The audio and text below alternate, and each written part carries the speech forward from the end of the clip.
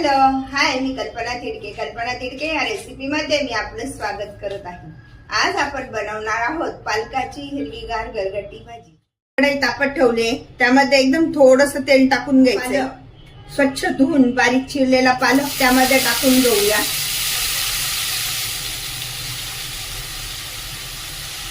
हे भिजवलेली हरभऱ्याची डाळ आणि शेंगदाणे ते पण टाकून घेऊया. हरभऱ्याची डाळ आणि शेंगदाणे 2 तास अगोदर भिजून ठेवलेले होते. डाळ आणि पालक सर्व साहित्य व्यवस्थित असे एकत्र करून घेऊया.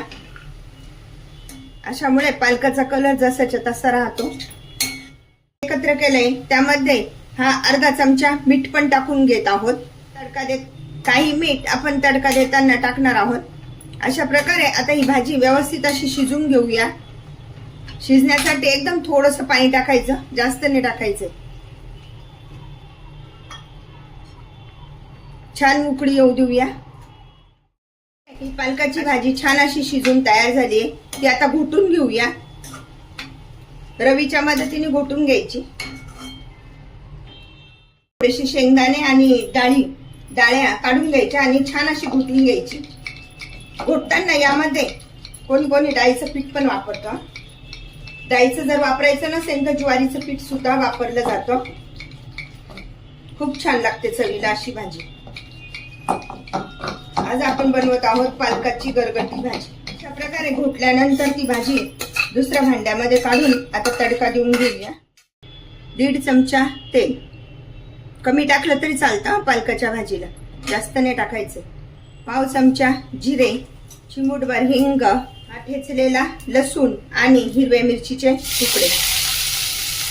मिरच्या आणि लसूण छान परतून घेऊया. मिरच्या आणि लसणाचं वाटण पण करून टाकलं तरी चालतं, छान लागती भाजी.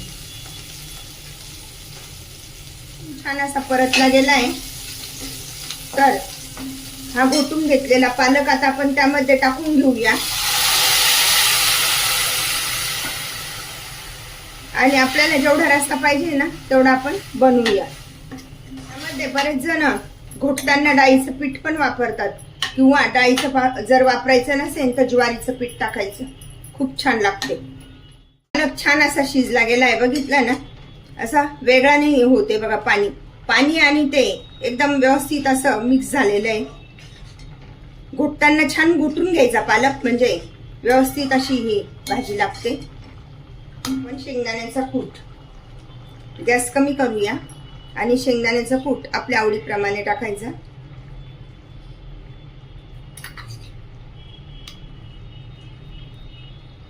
दोन चमचे शेंगदाण्याचा कूट टाकलाय. मस्त मिक्स झाली ना भाजी छान. अशी ही भाजी आपण भातासोबत, भाकरी सोबत, सुरून पण खाता येते छानपैकी. पोळी सोबत खाऊ शकतो. एकदम कमी तेलामध्ये सुद्धा ही भाजी छान अशी लागते. अशा प्रकारची आपली ही पालकाची भाजी खाण्यासाठी तयार झाली. छान उकळून घ्यायची. बघितली ना किती छान अशी भाजी तयार झाली आहे. गॅस बंद करूया आणि आपण या भाकरी पोळी सोबत, भातासोबत या भाजीचा आस्वाद घेऊया. अशा प्रकारे आपली ही पालकाची गरगटी भाजी खाण्यासाठी तयार.